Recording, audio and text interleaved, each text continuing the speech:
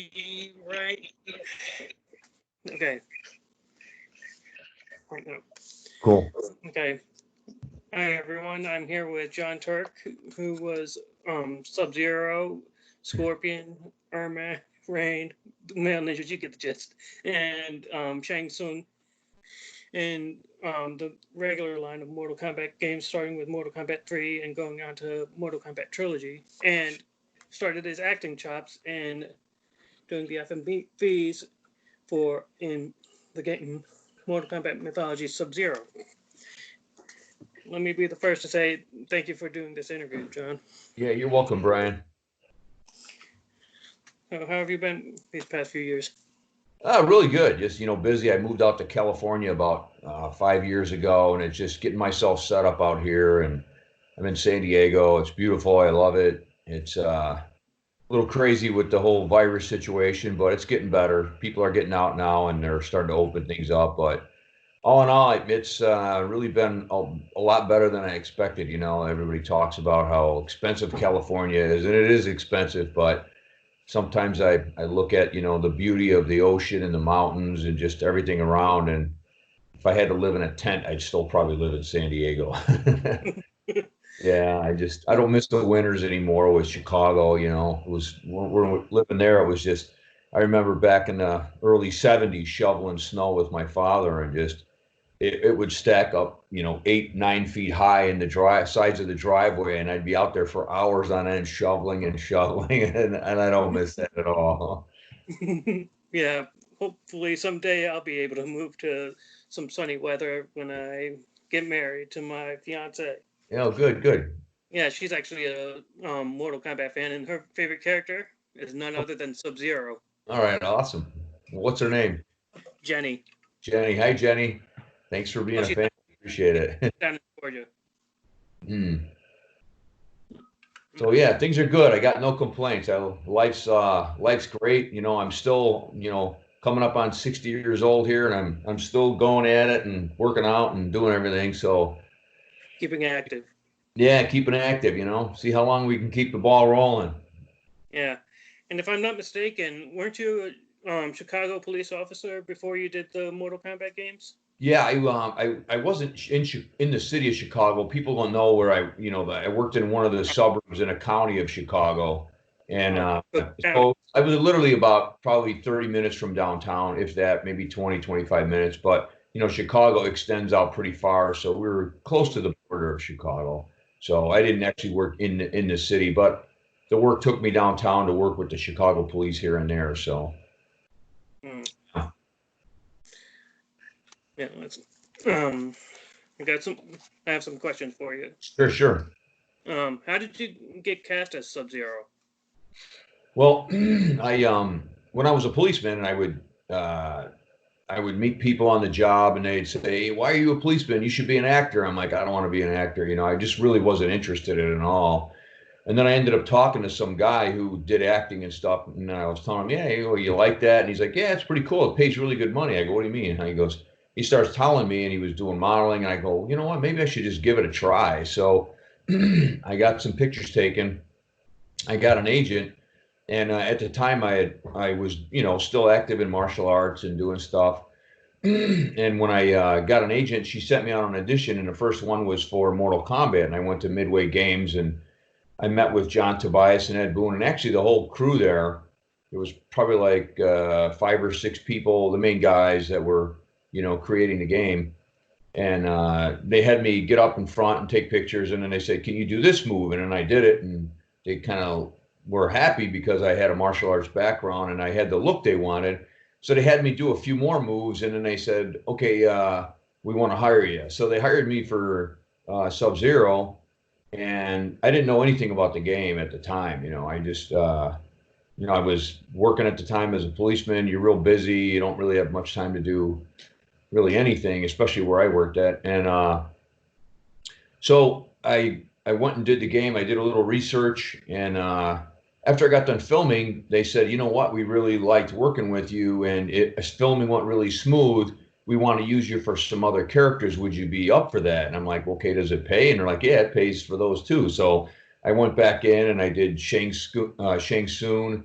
And then from there, it just kind of snowballed into the other ones. And then we ended up doing mythologies when, 3 did really well with that game. So, and then we ended up doing Ultimate. And so it was a lot of fun. I got a lot of work out of it. We went on tours for, signings and electronic shows. And it was just a really good time. Everybody there was great to work with, John Tobias, Ed Boon, Josh Sue. I mean, everybody was just really, really good. Sal DeVito, Rich DeVizio, all of them, all the characters, they were all really, really good to hang out with. We didn't actually get on the set together because everything's digitized. So I would shoot my stuff and they would say, do this. And then they would go in and shoot theirs. But whenever we did like a lot of the, action events, like at electronic shows, that we would all get together then. And that's when I really kind of got to meet everybody. And I ended up becoming good friends with Brian Glynn, who was,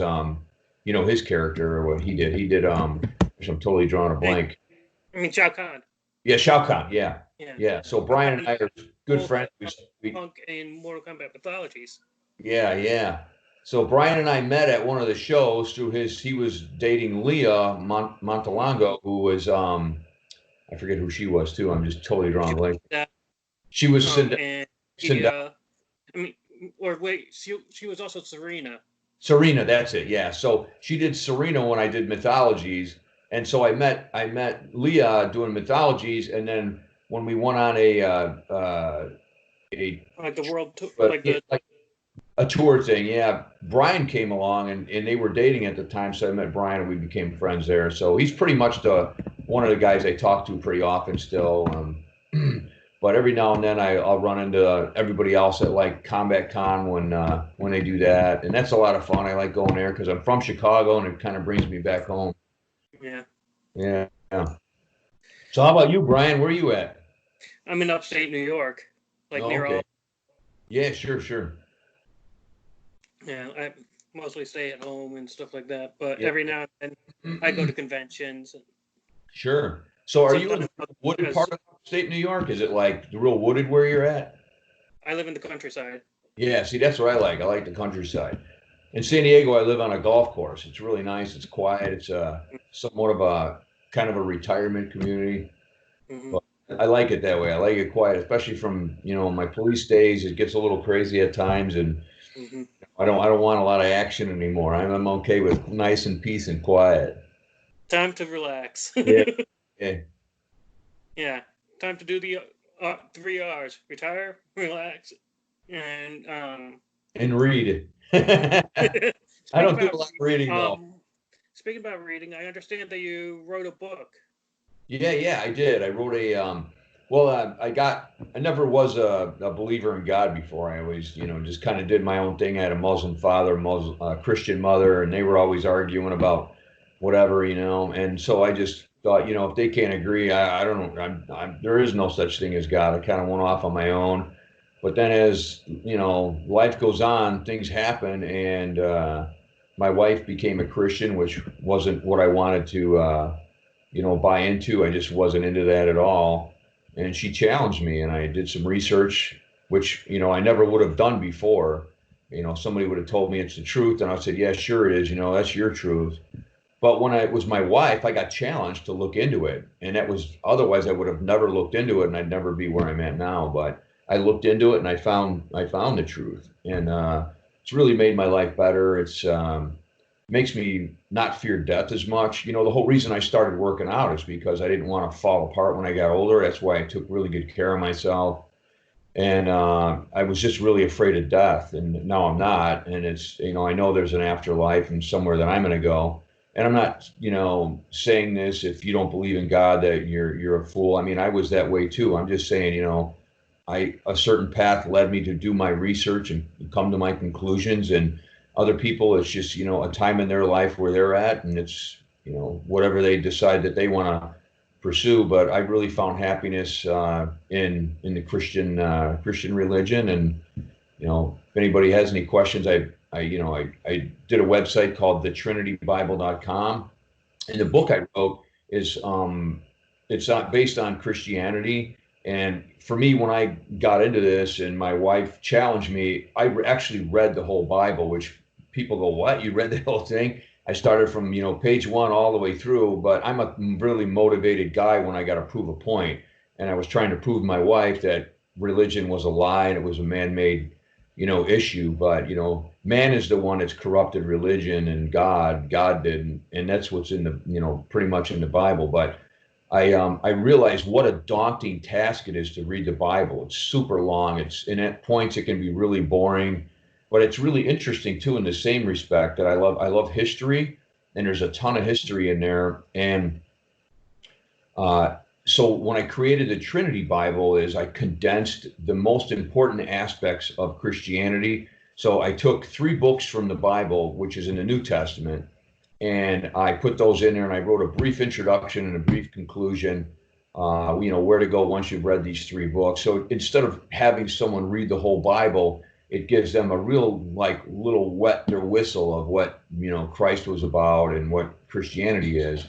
And then the New Testament's what, was there before Christ. But what's interesting is how you can match the old prophecies, how they predicted Christ and how he fulfilled them. So I know I kind of went off on a tangent here, but it needs a little explaining other than, I just wrote a book. So Well, really you're touchy subject with people. So yeah, I just tried to explain, what led me to do what I did. And basically I never would have looked into it if I didn't have something that pushed me. My wife made an interesting statement. She said, you spend more time, working on your body than where your soul is going to go when you die. And I just really kind of hit me. I said, she's actually right. Nobody ever looks into where they're going to go when they die. We just assume we're going to go to the same place. Everyone's definition of a good person is different. So when she said that to me, I was like, she's like, what's your definition of a good person? And I told her, and I said, well, what if this guy's definition is different than yours? Whose is right? And I really didn't have any answers for her. So the more, she piqued my interest in proving her wrong, she ended up proving me right. So how about you, Brian? Well, I was born to a Catholic family, and my stepfather at the time, he actually had me baptized Episcopalian. Sure. And right after I got out of the Army back in 2007, because I was medically discharged, Mm-hmm. I actually worked for a friend of my father's who owned a website. Well, he was part of kind of like a moderator and publisher of Mm-hmm. the Christian Yellow Pages, known as the Shepherd's Guide. Right. And he would talk to me about Christianity and stuff like that. Like Yeah. whenever we go on rides, like trying to sell like subscriptions to and ads, like for people to be in the Shepherd's Guide, like to have their ad placed in there so that their business can be found. Mm-hmm. And Cool. so that kind of affected me a bit. But I don't go to church that often. Yeah. Yeah, I don't go that often. I just read the Bible every morning. I read a page of it and just let it sink in and feel like, people say, "Oh, God, does God speak to you?" And I always think, it doesn't really speak to me, but he touches the heart, the inside of us, and moves us in certain directions. I think we all have the Spirit of God in us. There's always that hole inside of all of us that I think only God can fill when you think about it. A lot of Right. people do life, and some of the richest people in the world, like I heard Jim Carrey say that I wish everybody could be rich and famous so they could realize how empty it is.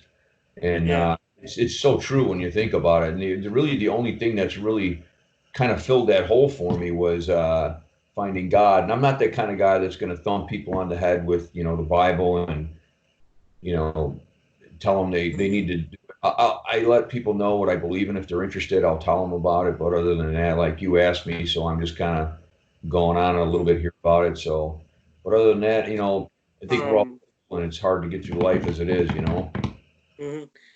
Yeah, the way I see it, I don't worry about becoming wealthy or anything like that, because as far as I'm concerned, I am one of the wealthiest people on the planet because I have a lot of friends and I have a family that cares about me and Right. values me.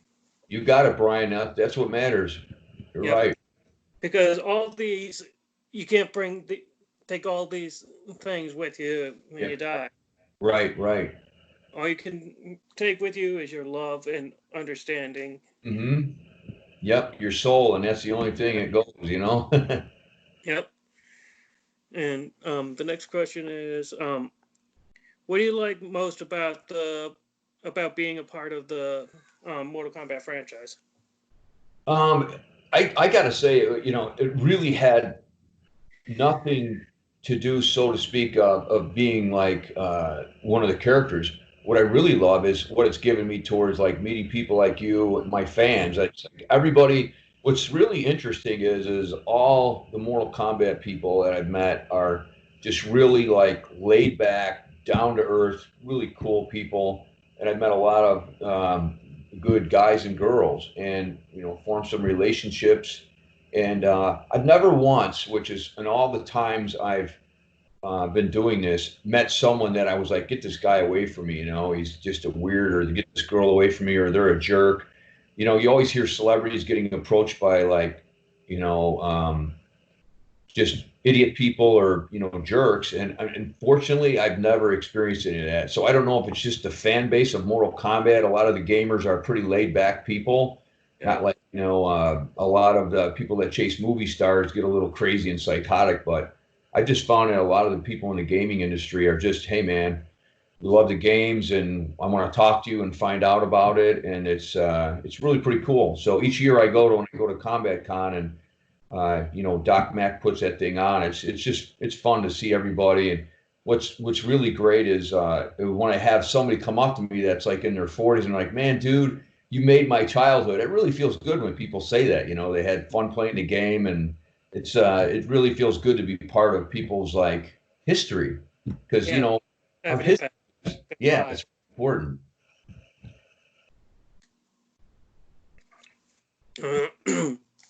What was it like filming the FMVs and the motion capture for mythologies? Yeah, so the motion capture was a little hard because you had the stuff on you and you had to move a certain way. But I'll be that really wasn't uh, as much of a pain in the butt as it was wearing a costume. Like the Subzero costume just constantly fell off of me. The you know when I did mythologies, then when I do a kick or something, the mask would spin over here. And a lot of times that you would get it perfect, and all of a sudden the guy's like, "Your mask moved," and I'm like, "Huh?" And I'm like, "My mask is over here," and or the straps that on the costume were hard plastic. So if I moved, it would pop the strap off the back of the pants because you know, when you're doing an explosive movement like a kick or anything like that, if it's really tight on you, it's going to pop it. And that's what would be the case a lot of times. I'd have to come in and tape it down or restitch it after I left. And it just became really hard working in those costumes. I understand why they made them. They showed up really well on camera because you needed something really thick and didn't have a lot of bend in it. But if as far as filming wise, it made it a lot harder. Motion capture was cool. They ended up doing it for other games like football games and hockey games, and the green screen was bizarre when I did that because there's really nothing behind you, you know, and you're like act like there's a big, you know, chasm in front of you and you're gonna fall into it, you know, and I'm like, okay, how do I? And that's when I got my first taste of acting, and I really liked it a lot, and that's what kind of drew me towards more of it. Was when I did mythologies and all the interactive scenes in there with Rich. Rich was hilarious to work with. He's a Mm, trip half man. That guy's really like got good energy, so that yeah. made it that made it fun too because he was so into it when we would do our scenes together.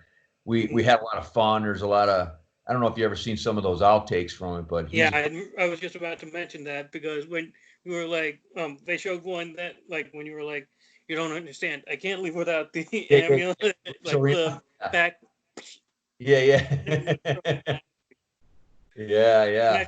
and it sounded like it was Velcro. Yeah, it is. It was Velcro. It's exactly what it was. That's what I mean. It was the costume was always falling apart, you know.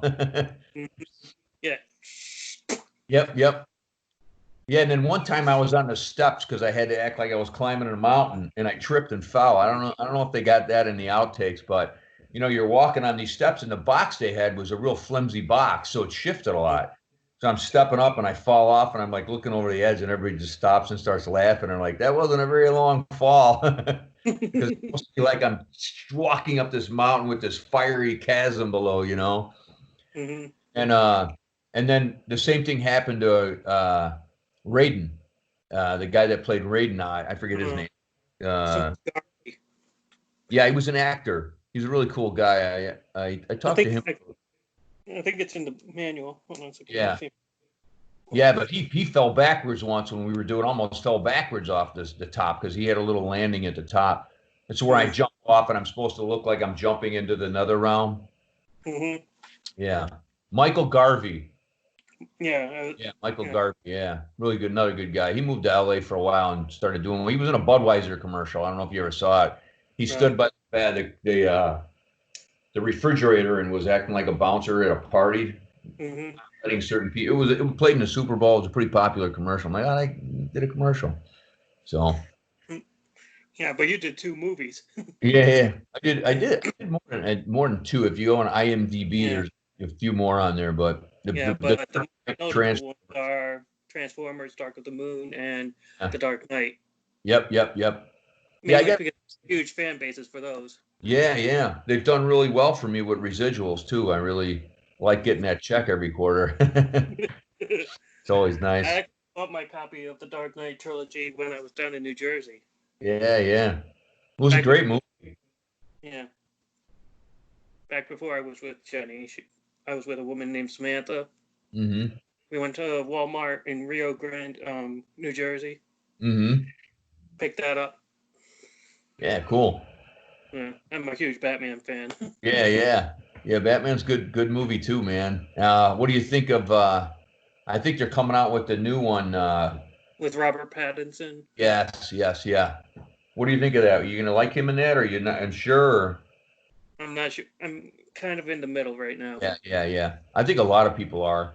It was just kind of like the same thing when they used Ben Affleck and Batfleck. Yeah. Yep. I actually have that movie that he was in. Oh, let me see if I can find it. Here it is. Here's the one that you're talking about. Yeah. Oh yeah. Sure. How many movies do you think you have there, Brian? I have over 700. Holy cow, man, that's a lot of movies. Yeah, just on Blu-ray. How often do you pull them out and watch them again? Every now and then I have like movie marathons and stuff like that. Yeah. I'll have like a James Bond movie marathon. Yeah. That's I love right there. The first one with Daniel Craig. Casino Royale. Yes, that was one of my favorite Bond ones. I love the opening of that. I love his interrogation in the chair. Mm-hmm. Remember that? Yeah. I love scratching move it a little to the left. Yeah. Just down there. Yeah. I got an itch a little more to the left or something like that. That was great. Yeah. That was really good acting on his behalf. And I actually have a TV show that he did a little role for. He just did a movie recently called Knives Out that was supposed to be pretty good. Yeah, and this is the show that I have that look carefully, you can see him right there. Yeah. Which Indiana Jones is that? It's the young Indiana Jones. Oh, okay. Yeah, that told of Indiana Jones's youth. Back when he was fighting in World War I is when we encountered Daniel Craig's character, which was a German. Sure. Okay, all right. Well, it makes sense because I think he was born in Germany. Yeah. Right. Mm-hmm. And I have a few movies that stars his wife. It stars his wife? What's his wife's name?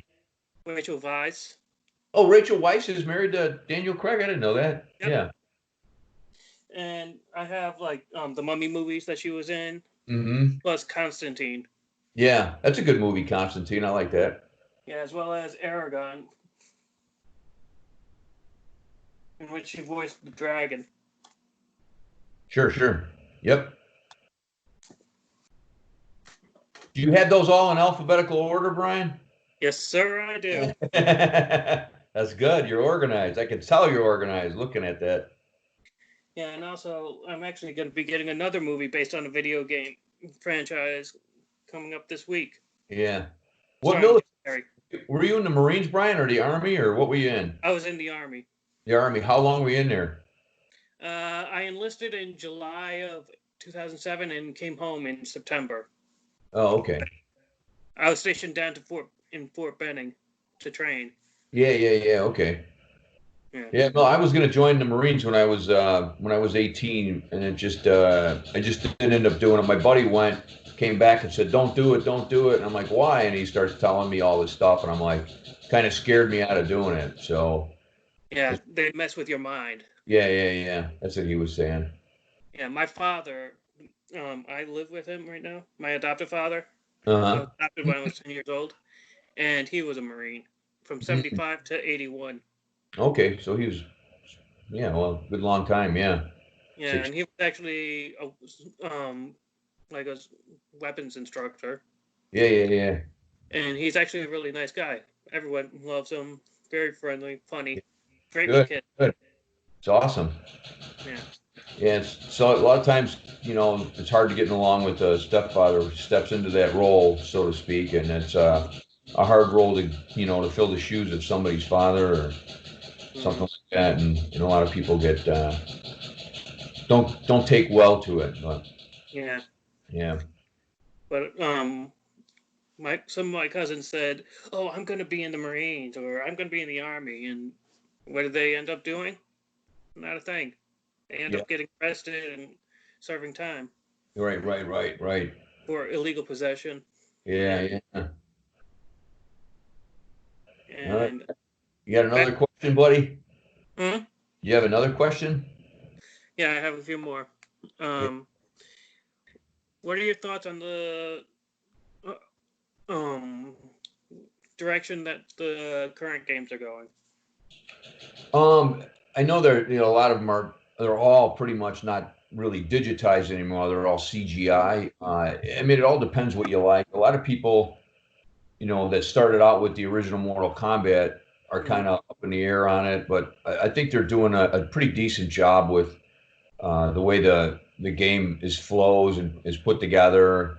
And a lot of diehard people are like, nah, I don't like the new stuff. I like the old stuff. But things evolve, things change, and you're never going to have the same thing always. Everything's going to, just like, our phones have evolved into what they have, and games are going to keep evolving too. It all depends on, I think we all take pride in our own era, like I take pride in, like, I was born in, early 60s, and I, take pride in, the music of my time and the movies of my time. And then, 20 years later, a kid's born, he's going to take pride in the movies of their time and music of their time. So I think what happens is, when you grow up in a certain era, it always is your favorite era. You always have like history with it. You always get a good feeling inside that, I like this era. This is my era. It really was good. And so everybody's different. Very few people, are able to roll with the changes. A lot of times it's,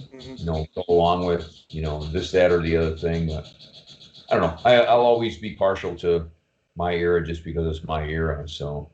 Yeah. Well, when I was a kid, I was actually introduced to old TV shows and old music and stuff like that. In Mm-hmm. fact, I actually have like most of the music by the Monkees. Yeah. Fleetwood Mac, Johnny Cash, Yeah. Haggard, George Strait, Yeah. I like AC/DC. all of them. They're all great. I actually met Johnny Cash. He was a pretty cool guy. I was at the time when I was working in a hotel. I was 18 years old and I was a bellman. And he came in. It was a really nice hotel, and he stayed at our hotel because he was doing a concert nearby. And so he had wanted something brought up to the room, and him and his wife were there. And I came in and I sat and chatted with him and his wife for, 5 or 10 minutes. And he was just a really super laid back, down to earth guy. And it was funny, as my one of the guys I work with, he always wears black. Even, I heard even when he sleeps in his, his pajamas, he's got black on. So when I walked in there, he had a black silk robe on with like a dragon on the back of it, and his wife was all dressed in black too. So definitely kept up the black image. So Well, he explains why he wears the black in the song "The Man in yeah, Black." right. Yeah. So you know, a lot of times people feel like it might be just an image or whatever, but it's true with him. He's all about the black. So, Yeah. I actually was close to actually my first concert was a Metallica concert, hmm good. and I didn't get introduced to them until I was like in high school, Uh-huh. and they Metallica's good, have man. all of their studio albums. Yeah, that Enter Sandman really kicked it off for him. That was a great album. Yeah, the Black Album. hmm Yeah, Yeah, Nirvana was. I think Nirvana came out then too, like early '90s, wasn't it? yeah. Yeah. Yeah. They all came out kind of around the same time. Mm, Yeah, I really liked Metallica's sound though. It was just that really deep, guttural, hard rock, you know. mm-hmm, But it just had a really good bang to it. mm-hmm. Loud, screaming guitar, screaming voice. Everything about it was good. Well, they weren't screaming like how most music, like Yeah. most heavy metal music is like these Yeah. days, like Yeah. Lamb of God. Yeah. He had that deep, guttural voice, you know. The guy, Mm, the lead singer from Metallica. James Hetfield. Yeah. Hetfield. Yeah. Yeah, I hear that he's a really nice guy. Yeah. I never met him, but he looks like it in interviews when I've seen him. I like your Yeah, hat. thanks. I actually bought it at Target. Oh, they sell those at Target, huh? Yeah, See the back of it. Man. I like it. I like it. Mortal Kombat. Yeah, yeah, yeah, yeah. yeah. I just recently had my hair cut because I didn't want to look all shaggy and unkempt. Sure, sure. Nah, you're good, buddy. I just had mine cut too. Mm. Yeah. Yeah. Well, my hair was like down to here. Oh, really? How long ago Yeah, did you get cut? I got it cut just yesterday. Oh, wow. So how does it feel? Does it feel weird when you got up in the morning? No, No? because I was used to having short hair for about like almost all of 2007. Mm. But in 2014, I had hair down past my shoulder blades. Wow. Yeah. And I actually trimmed some of it off, and so that I could actually have it in a proper ponytail, so that when I cosplayed as Scorpion, Uh-huh. it would look exactly like it did in Mortal Kombat X, Mm-hmm. in which I used a hair tie, and then I took a piece of white cloth and wrapped it around there and tucked it in, Yeah, yeah, yeah, yeah. and then I took a kung fu sash and tied that up like a bandana.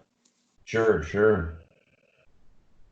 Yeah. Yeah, I had long hair once. I had a mullet back in the early 80s when they were real popular. It was pretty long mullet though. It was just like a little bit shorter than Billy Ray Cyrus when he had his. You remember his? Oh yeah. I had one of those, man. Yeah, like when he did "Achy Breaky Heart." Exactly. That's what I had. His was a little longer in back. Mine was about maybe 2 inches shorter than what his was. So yeah, Yeah, I in look fact, back I have at some that of song those somewhere. pictures. Yeah, I have that song somewhere around here. Like I have one of his albums, like one of his greatest hits. hmm Somewhere. But I also like to listen to music from movies and Right, right, uh, right. music from video games.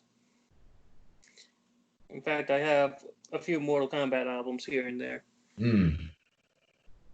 Yeah, the music was good for Mortal Kombat too when they did the music for like the movies and stuff. Mm. Yeah, they do. What did you think of the movies? I love the movies. Yeah, movies are good. I did a commercial for one of the movies or one of the games actually. It was on YouTube. Some guy put it on there. I'll go and find it and see if I think I posted it on Facebook. Mm. And in fact, speaking about Mortal Kombat movies and stuff like that, Yeah. yeah, Yeah, yeah, yeah, yeah. Yeah, they're coming out with a new one. They're coming out with a new. Yeah, yeah, yeah. They're coming out with a new Mortal Kombat movie. yeah, I forget it's where. Yeah, I think it's gonna be in a year or two. They're start they said filming. it's sometime in January. Is it okay? That's when they're gonna start filming, right? They already finished filming. Oh, they filmed it already. Oh, wow. Yeah. So it comes out this January coming up. Yes. Oh, wow. Yeah. In fact, um, I was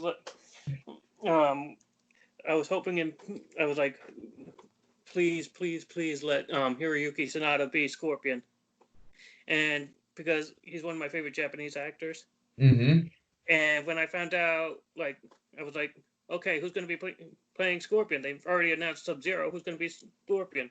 Uh-huh. Then I saw that they said Hiroyuki Sanada. I was like, yes. Oh, and here's something that you might recognize, but it's a more current version of Shinnok's amulet. Okay. Yeah. Sure. Yeah, John Vogel. He said that the amulet was like at least about roughly the size of a typical CD. Yeah, exactly. Right. Yeah, the amulet. And they just sharpied the like the symbols and stuff like that. Right. Yeah, I remember because I had it in Mythologies. They had the amulet in there. Yep. You only had it in your hand briefly before Rich took it. My ancient foes vanquished in one transaction. Yep. I have the amulet. I have Shinnok's amulet. And I remember Subzero hated being called Ninja. Yeah. Let us get something straight. I am not a ninja. I am Midway. Scorpion Ninja. Is a ninja. Yes, your Japanese counter. Yeah, you got it. And I haven't played that game in years. Mm-hmm. Yeah, I like to keep it preserved because I looked at the current price. It's up there in value, even used. I almost got the Nintendo 64 version for dirt cheap at a local Comic-Con, but I didn't have a Nintendo 64 at the time. Mm-hmm. Yeah. So what do you like better, the Nintendo 64 or the current version? I like the PlayStation version. You do? Okay. Because you get to actually see, it's like watching a little movie. Yeah. Yep. Like a little more bang for your buck. Right. Like instead of just having to read it and stuff like that, you could just sit back and relax. Yeah. You know what? What video games they had when I was a kid? How old are you, Brian? I'm 34. 34. And I know what kind of games you had. What do we have? Like Pitfall and we had a Pong. That was the first video game, and it was basically a table tennis game, and you would just hit the ball back and forth, and that was the first video game. And I was addicted to that. I played it over and over. My friend had it, and we go there and we just play Pong all day long, and because that thing would get moving pretty quick, but it was pretty fun. And then it was a friend of mine from football, and then we just, sports took over, and then the video games got kind of expensive. We couldn't afford it, so I never really played it much other than at my one friend's house. And I remember he lived really far on a bike. It took me probably about 45 minutes to get to his house on a bicycle, and I would ride 45 minutes, freezing cold weather, to go to his house to play Atari. If I'm mistaken, they actually incorporated a version of Pong in one of I think it was Mortal Kombat 3 or Ultimate Mortal Kombat 3, but with like they did Galaga for Mortal Kombat 2. Yep. Only with Mortal Kombat sounds, like Shao Kahn being like, "You suck." Yeah. And Dan Forden go, "Toasty." Yeah. Did you ever go to any of the electronic shows? No, I was actually grounded from Mortal Kombat when I was a kid for a while. Oh, really? Wow. Yeah, from 92 to 95. What did you do wrong that you got grounded because you're putting too much time into it? I was actually acting out the moves and stuff like that. When I should have been focusing on baseball. Yeah. And then all of a sudden, like, I was a kid and I was doing that, and one of the coaches hit a pop fly and it came flying towards me, hit me right on the lower lip. I had to get stitches. Yeah, that happened to a friend of mine when we were playing baseball, and he was going for a fly ball. He lost it in the sun, and the ball hit him in the forehead, knocked him out, and we all running over to him, and he had the stitching marks in his head right in the same pattern as the ball. right in his forehead. And it was just really funny to see, you know, oh my gosh, you could literally see the stitch marks in his head. Yeah, it was bizarre. Mm. Yeah, and I remember I was crying my eyes out. They're Yeah. like, "Hey, you can't cry in baseball." Can't cry in baseball. It's a little different than football, that's for sure, huh? I Yeah. never played football. In fact, the only sports that I ever did were martial arts, Hmm. baseball, and basketball. Yeah, yeah. I did basketball for 1 year. I just wasn't good at it. I think because I didn't like it. If I would have tried it, I think it would have been okay. But I really enjoyed football and baseball. And then I wrestled when I was my neighbors were big wrestlers, so I was really into wrestling when I was little. And then when I got up to high school, I just lost interest, and that's when I got into martial arts. My dad was a black belt in judo, a black belt in aikido, so he was always showing me stuff when I was a kid. But I was more into wrestling because my neighbors were big wrestlers. And then I got really into karate when I got into my freshman year, and that's when I really started pursuing that. And I pretty much dropped everything. I didn't get into football anymore, and I just really was into it. And then got injured really bad when I was about 18 years old. I got kicked in the knee in a tournament, and he swept me actually the wrong way, and I had 4 surgeries from that one injury. And then when I was a policeman, I re-injured the same knee even worse, and then I just wrecked it. So that's the history with my knee. I've had 9 surgeries on my right knee. Damn. Oh yeah, the last injury really did me in pretty good. It was a pretty bad one. So Yeah, that was one of the questions. Like, did you ever study martial arts when you were younger? yeah, yeah. So I got into Taekwondo, and the gym I went to, or the school I went to, was really into tournament fighting, because Taekwondo is a lot about tournament fighting, you know, because the point system. They didn't have MMA back when I was younger. Otherwise, I'm sure I would have ended up doing that. But we pretty much in our practice, we would go full out. And you know, I know I had a concussion a few times when I left, and then also, you know, busted lips and just all the time, because the guys that I, you know, did martial arts with were pretty into it too, and it'd get pretty, you know, pretty heated. Not angry, but we would really go at it, and that was why I enjoyed it so much. And you know, too, really, when you end up doing that with somebody, you create a bond with that person. You know, when you know, beat each other up, so to speak. You get a good bond with somebody, believe it or not. I don't know, it sounds kind of weird, but like a lot of the guys that I was in martial arts with, I had good bonds with them. They were Mm-hmm. really good guys, and just, you know, spent a lot of time together. We'd go to tournaments together, and we'd go all over the Midwest. We'd go to Minnesota, Wisconsin, all over Chicago. A few times they went down to one called the Battle of Atlanta, which was in Atlanta, Georgia. It was like one of the biggest ones. But it was a lot of fun, man. Touring and doing all those tournaments, I really enjoyed it. My favorite martial artist was, a lot of people. I mean, I really like Chuck Norris a lot, Mm-hmm. but my favorite guy was Bill Wallace. I don't know if you're familiar with him, but Bill Wallace was back in the '70s and early '80s. He was a full contact fighter, and he styled himself with. He had a really bad hip on one side, so he kicked with his one leg all the time, but he was really good with his one leg. And that's kind of how I styled myself after, was this guy Bill Wallace. But Chuck Norris was really good too. I loved the movie Enter the Dragon and Return of the Oh, I Dragon. have it on DVD actually. Yeah, great movies. Really Yeah, good movies. one of the inspirations for Mortal Kombat actually. Yeah, you're right. You're right. I loved how the Tobias and Boone put like a little, like when you see like in Mortal Kombat, when you know, ever see the ground and there's spikes sticking up and there's heads on them and stuff. He put Mm-hmm. like heads of the designers on there, and so he used real people that were, you know, part of the game. So Yeah, it was just like funny. Pogo's head was on one of the Yeah, yeah, spikes, yeah. and Right, right.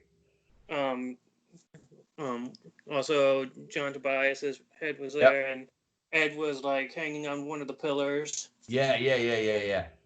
Yeah, really, it was Like, really funny how they did that. yeah, And there just were hanging certain, around. yeah, and certain things with the names too. Like they had a name come out when I was watching a video, and they named him after certain things in the office and such like that. So it was pretty interesting how they put their little personal twist on it, you know. Hmm. Yeah, I actually have a few martial arts. Like I actually one of my one of the martial arts movies that I have inspired Mortal Kombat as well. Mm-hmm. Bloodsport. Yeah, Bloodsport. Yeah, the Kumite. Yep. He's doing pretty good. Van Damme is still, working out, and Hmm. he got himself back into shape. He fell out of shape for a little while there, but he's back pretty good now. He's even I think he's a year or two older than me. He's like 59, I think. Mm. So Yeah, yeah. I think he was born in '59. Yeah. Hmm. Yeah, yeah. Um, let's see here. Do you think is still a place for real martial artists in Mortal Kombat? Um, no, I don't, because everything is digitized now, and Hmm. everything is computer generated. It's all CGI, and that's the way it's going. And I don't see it coming back to real life actors anymore. I think it's Mm. just where it's at now, and just kind of take off from there. They'll do things like movies where they put real people in the characters, but Yeah. as the games, I don't think they're ever going to digitize people in there anymore. That was a very unique game when they came out with that. It was cutting edge. It was Yeah. neat. It was pretty cool. You get to see actual people, and then you can actually meet them, which Hmm. is the thing that Mortal Kombat had that a lot of the games didn't have. You could actually meet the person that was Sub-Zero, or the person that was Raiden, or Quan Chi. So that's what made, I think, Mortal Kombat unique, was Yeah. the I remember you saying in your interview and for the um, Mortal Kombat Deception game, you noticed that a kid was over at the arcade playing Mortal Kombat 3, and he was playing Sub-Zero, and you were right behind him. yeah, yeah, yeah, yeah, yeah. He That was didn't realize that the guy he was playing was right Yeah, behind him. yeah. It was so funny when they all realized it too. I was like, and the first girl I was with was all freaked out. She's like, "Oh my God, that is you!" And then the kid turns around, and I was just laughing. I'm like, "Wow, yeah, it was fun." And all the signings we did too, or going there Mhm. and watching these kids play this game. When I was doing a signing, I was 7 hours. I was at this one convention. It was called the E3 show, and it was in Los Angeles. And Mhm. the minute they opened the door, everybody runs in. This kid ran right to the Mortal Kombat booth, and they had all the games set up, and you Mhm. could play them. Well, this one kid jumps on there, and I'm telling you, he was on there a solid 4 hours. And then I had a break, so I get up, and he looks at me, he goes, "Oh, hey, Sub-Zero, man, come on and play me." And at the time, I never had played the game. I just did it, and I just you know didn't really know how to play the game at all. So I go, all right, and he beats me in like literally like probably 2 seconds flat. And I'm just looking at the game like, wow, that was pretty quick. And he looks at me and goes, "You don't have to let me win. Just go ahead and play." And I go, "Oh, okay." And I'm like trying to think, how can I play this off? Beats me But again. matching, Yeah, he beats me in like 2 seconds, and then he turns and looks at me. He goes, "You don't know how to play the game, do you?" I go, "Not really." He goes, "Oh man," and he kept why playing. do I know So how to play it when I actually lived it? yeah, yeah. Well, so right. So I go back and sit down, and John Tobias comes up to me and goes, "Don't play these kids in the game, man. They're like, you'll never beat them." So I sat there and I signed for probably a good 3 more hours, and that kid was still on that game. And then when he got done, he raised his arms up. He's like, "Yes!" And he comes walking over, and he figured out every single secret move in that day. And they were all amazed that this kid sat on there that long. And I'm sure there's people doing it even longer, sitting on the games Mhm. for extended period of time. But and it wasn't even sitting. This kid was standing for a full 8 hours, just mesmerized, just playing this game, and it was pretty crazy to watch. I mean, that somebody could be that focused that long.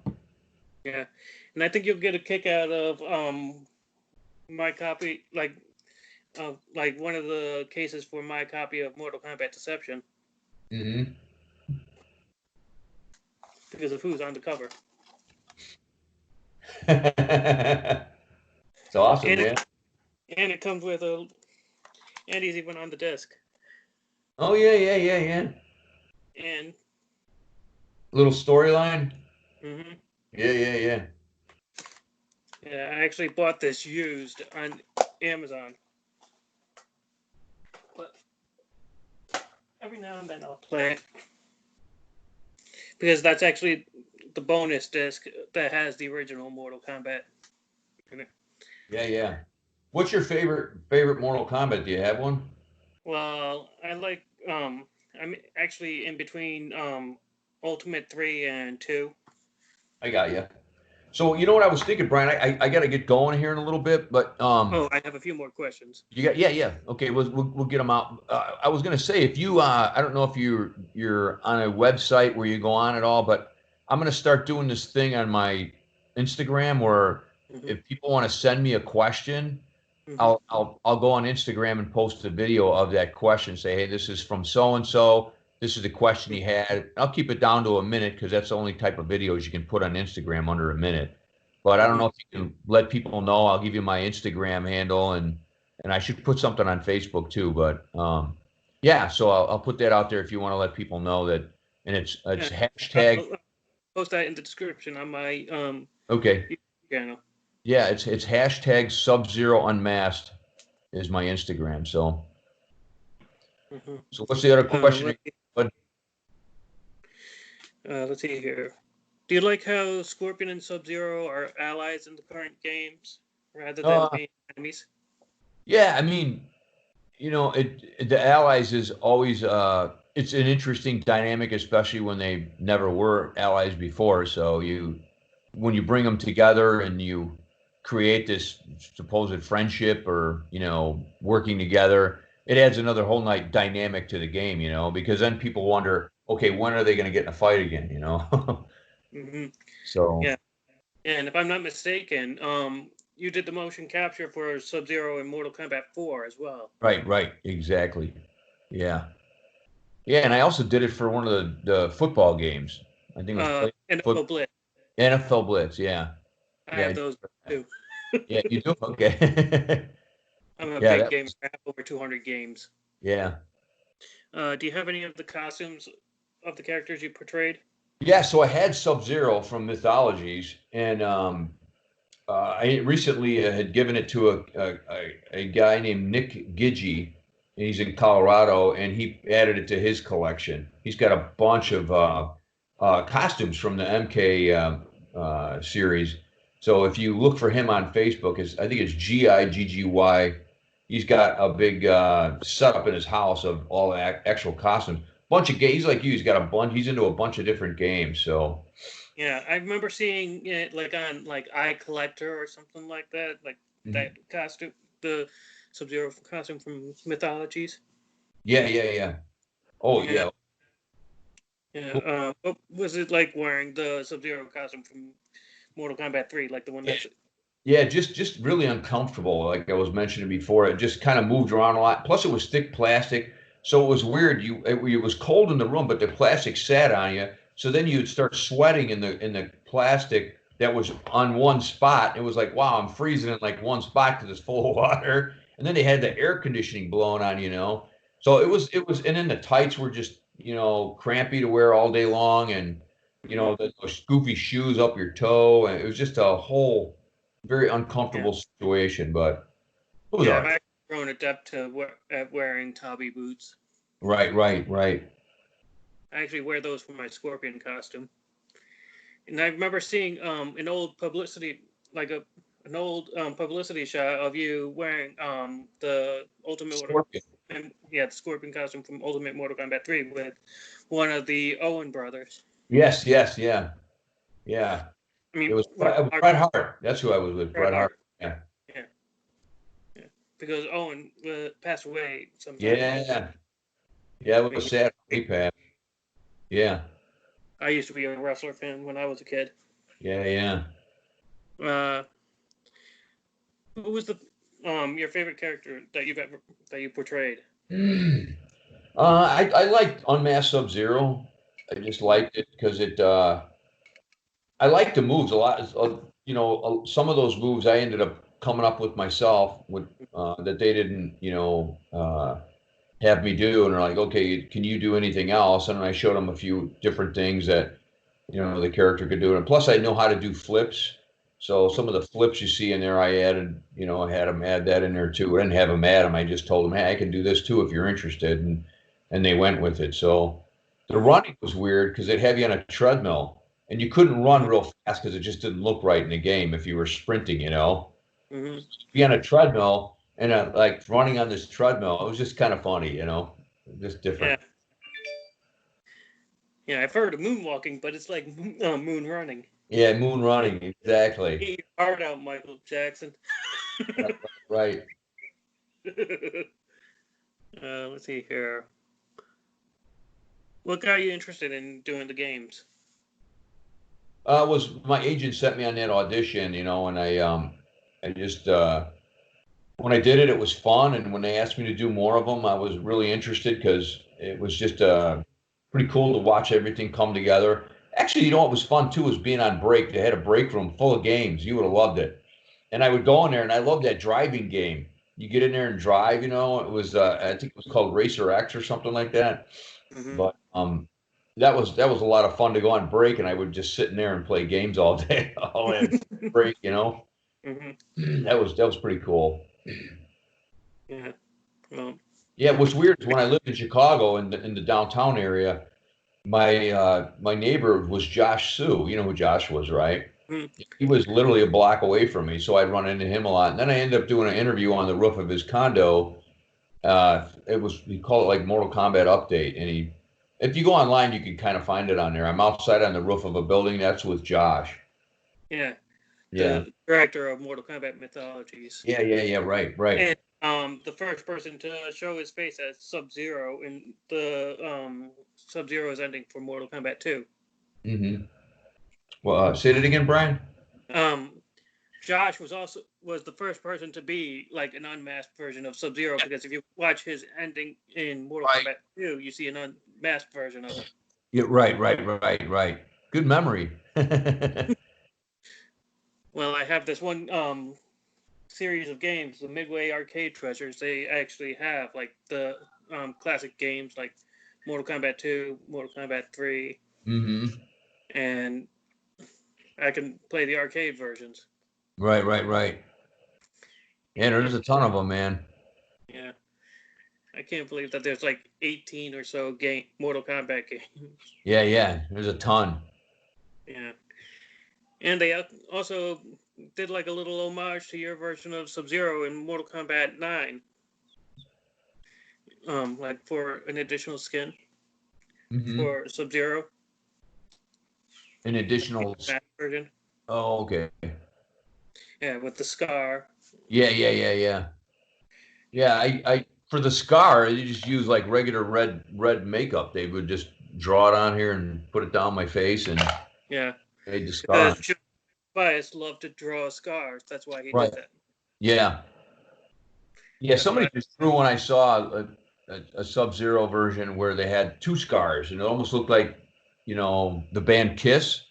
So they made Mm-hmm. like alternate version of Sub-Zero's, you know, look, the unmasked look. So it was pretty neat.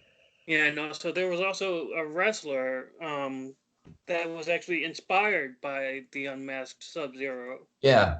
Ultimate Warrior, I believe. Yeah, yeah, and he had like one of his costumes was like kind of like the unmasked Sub-Zero costume. Uh-huh. I remember seeing those, and I was like, "Oh, Midway would sue Yeah. or Well, not Warner I think Brothers." Midway went out of business now. Now I think Warner Brothers owns the rights to all of Yeah, Mortal Kombat, I believe. Yeah. yeah, and now NetherRealm Studios makes the games, which is also made up of the veterans of the original games, Right. like mostly Ed Boon, Steve Brand, John Vogel. Yeah, they're And still doing that. I think they're in Chicago still too. John yes, Tobias lives here in San Diego. yeah, He's in and San Diego, and so is Sal DeVito's in San Diego. mm-hmm, yeah, It's kind of funny how we all want yeah. on here. Yeah, um, basically, Sal was wearing your Ultimate Mortal Kombat 3 Scorpion costume for Mythologies with Dan Yeah. Pesina's mask. Yeah, he was. And then they put those contacts in him. Those Yeah, funky contacts and made his eyes look really weird. Hard to see in those. yeah, like next, like you're basically blind. Yeah, right. And well, sometimes, like I actually came up with an ingenious idea for whenever I go to cosplay as Scorpion again. like instead of like having to pay a lot of money for like contact lenses, I'm thinking about taking some white makeup and painting my eyelids white, and when it comes time to pose for pictures, just close my eyes. That's a good idea. Yeah, you don't have to put the contacts in. Yeah, and you don't have to worry about getting a certain prescription and stuff like that. Right, right, right. And that's what I thought of. Yeah. And a lot of people say that I'm actually pretty clever. Sounds clever to me. So. Yeah. And when I was a kid, like when I was 6 years old or something like that, I studied Taekwondo, and I decided I didn't want to do that too much. And when I was in high school, I picked up, or middle school, in early high school, I picked up American Karate, Mm-hmm. which was like an amalgamation of like various Right. arts. And I did that, and I remember doing I wanted to do basketball, and I did basketball and then American Karate on some days. Yeah. And I remember my coach, who I think was like the older brother of one of my best friends. He said, I told him that I wanted to focus mostly on martial arts, and he said, "Well, I hate to see you go because you were one of the best players I had." Wow, that's pretty cool, man. It's a Yeah, nice compliment. yeah, and I actually found out that one of my sparring partners in American Karate was actually one of my cousins. Oh, wow. How did you not know that? Was it a distant cousin? No, one of my father's cousins, like Oh, his kid. got you. Okay. And I had some friends over there studying at the same place as I did. Like my friend Matt King, he studied there. My friend Glenn, he studied there. His father studied there. Yeah. And some people say, "Why are you studying martial arts?" And I said, "So that I'm properly prepared if I should have to defend myself. I'm ready." Right. But I hope that I will never have to do that. Yeah. Yeah. I mean, I think it's a good idea. I mean, all kids should and get involved in it in some way. My nephew was really good in martial arts. Won like almost every tournament he went into. Now he's in the army. Actually, you're going to be a army ranger. So he's Yeah. pretty tough little kid. Mm. And in Fort Benning is the ranger, like the pre-ranger course. I Mm-hmm. know because I actually had to paint the railings for it. Oh, you did? Okay, yeah. I live right Well, near Camp Pendleton where the Marines are. They're right up the mm, road from me, about 20 minutes away. yeah. Yeah. My father trained down in Paris Island, South Carolina, and then Yeah. he later on trained over at 29 Palms. And they had this one huge mountain there Mm-hmm. that they now call it um, the Crucible. In Okay. fact, Yeah. my father was a Marine. They called it Mount Motherfucker It's an because it was motherfucker hiking up that thing. yeah, interesting mountain name. Yeah, and when he was climbing it, he Mount had a MMF. rattlesnake, and he was armed with an M60, and he blew that rattlesnake to just about nothing. And Yeah. he took his bayonet, cut off the tail, and gave it to his sister. Yeah, you let them things dry out there, become nice little souvenirs. Yeah. I actually had a stuffed version of a rattlesnake, and when I was cleaning out my fort, Uh-huh. um, I had it in a box, and my dog Daisy at the time, she was really young, and she saw it and destroyed it. Oh, wow. Yeah, my father bought it for me when he was in Dallas, like going on a business trip, Mm-hmm. and I was really depressed when that happened because they're pretty expensive. And now I Yeah. found out that I can't have anything rattlesnake related Right. because Right. part Cherokee and rattlesnakes are actually sacred to the Cherokee, just like wolves are. Yeah. Wow. Yeah. I hate to cut you off, Brian, but I gotta get going shortly. So I don't know if you have any more questions at all, or No, that's about it. you sure? Okay. Yeah. Okay. Well, thanks for doing this interview with me Yeah, again. absolutely, buddy. You got it. Thanks for being a fan, and I'll see you on Facebook, of course. And are you gonna where are you gonna post this video somewhere or? Yeah, I'm going to be posting it onto my YouTube channel, and Okay, cool. Send me a hopefully, link on Facebook when you send me a message. right here's the link to my YouTube channel right there. Yeah. Okay. Yeah. Cool. Yeah. Recently, I changed the name from Lone Wolf Productions to Uh-huh. Lone Wolf Productions New York. That Gotcha. way, to differentiate from the other Lone Wolf Productions out there. Yeah. There's a few of them, right? Okay, Yeah. buddy. Listen, it was good talking to you, Brian. Good talking to you too. Yeah, you too, buddy. Take care, man. Thanks, you too. Yep.